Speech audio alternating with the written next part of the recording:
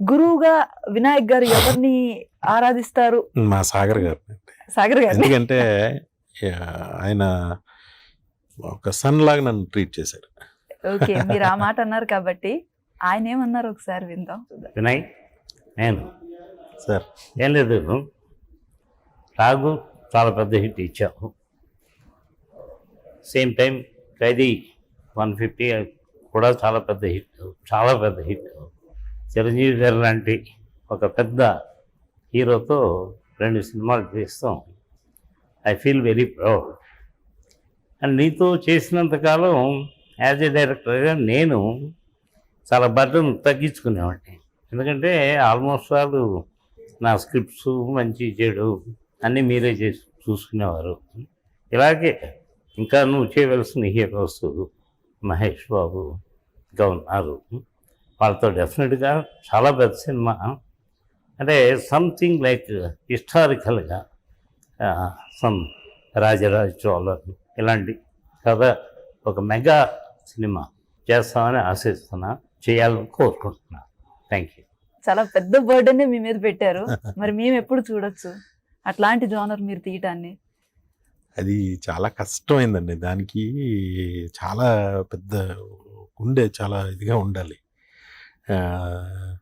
ఏమో నాకు తెలుసా, నేను ఇవన్నీ చేయగలుగుతానని నేను ఊహించాను. అసలు దేవుడు తెలియదు నాకు. బాగా కష్ట సుఖాలన్నీ తెలిసిన మనిషిగా మిమ్మల్ని మాట అడగాలి.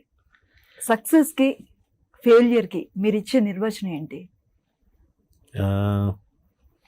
సక్సెస్ చాలా హ్యాపీగా, అంటే ఒక మనిషి తాలూకు సుఖాన్ని సంతోషాన్ని 10 మంది పంచుకోగలరు.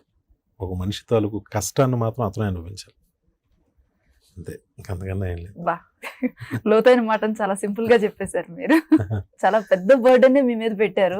మరి మేము ఎప్పుడు చూడొచ్చు అట్లాంటి జోనర్ మీరు తీయటాన్ని? అది చాలా కష్టమైందండి. దానికి చాలా పెద్ద గుండె చాలా ఇదిగా ఉండాలి. ఏమో నాకు తెలుసా, నేను ఇవన్నీ చేయగలుగుతానని నేను ఊహించాను. అసలు దేవుడు తెలియదు నాకు. బాగా కష్ట సుఖాలన్నీ తెలిసిన మనిషిగా మిమ్మల్ని మాట అడగాలి. సక్సెస్కి ఫెయిల్యూర్కి మీరు ఇచ్చే నిర్వచనం ఏంటి? సక్సెస్ చాలా హ్యాపీగా, అంటే ఒక మనిషి తాలూకు సుఖాన్ని సంతోషాన్ని 10 మంది పంచుకోగలరు. ఒక మనిషి తాలూకు కష్టాన్ని మాత్రం అతనే అనుభవించాలి, అంతే. అంతకన్నా ఏం లేదు. బా, లోతైన మాటను చాలా సింపుల్ గా చెప్పేశారు మీరు. పేదవాడి పక్షాన్ని నిలబడతాం, ప్రజా గొంతుకై నినదిస్తాం. వాయిస్ ఆఫ్ వాయిస్లెస్, తెలుగువారి మనస్సాక్షి, సాక్షి టీవీ. సాక్షి టీవీ ప్రసారాల కోసం మీ స్థానిక కేబుల్ ఆపరేటర్ని వెంటనే సంప్రదించండి.